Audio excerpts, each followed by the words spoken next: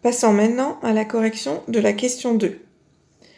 Dans la question 2, on vous demande de donner la composition de la diméthylhydrazine en donnant le nom et le nombre de chaque élément qui compose la molécule. Alors là, il faut reprendre le haut de l'énoncé.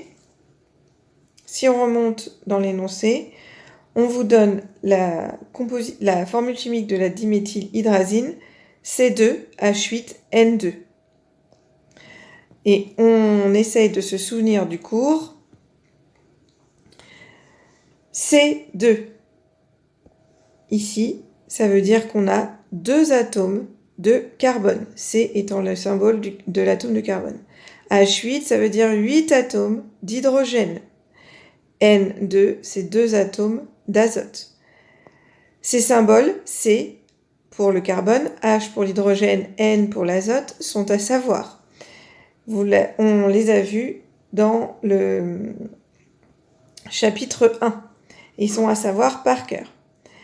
Donc, si on revient aux réponses qui vous sont proposées, on lit la première réponse. La composition de la diméthylhydrazine est 2 molécules de carbone, 8 molécules d'hydrogène et 2 molécules d'azote. Alors là, on doit tout de suite voir que quelque chose ne va pas. La diméthylhydrazine est une molécule. Elle ne peut pas être composée d'autres molécules. Donc non, la diméthylhydrazine n'est pas composée de 2 molécules de carbone, mais de 2 atomes de carbone. Donc si vous avez écrit ça, c'est une réponse incorrecte. Réponse B, la diméthylhydrazine contient du carbone, de l'hydrogène et du diazote. Alors, le carbone, c'est correct, l'hydrogène, c'est correct, le diazote, c'est pas correct. Le diazote, ce n'est pas le nom d'un atome. Le diazote, c'est une molécule.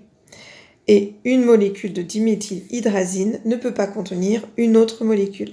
Donc, la réponse B est aussi une réponse incorrecte.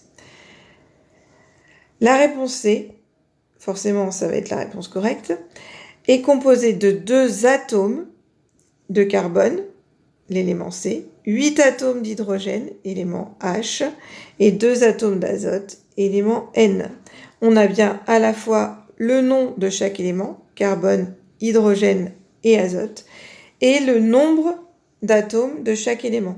2 pour l'atome de carbone, 8 pour les atomes d'hydrogène et 2 pour les atomes d'azote. C'est donc la réponse C qui est la bonne réponse.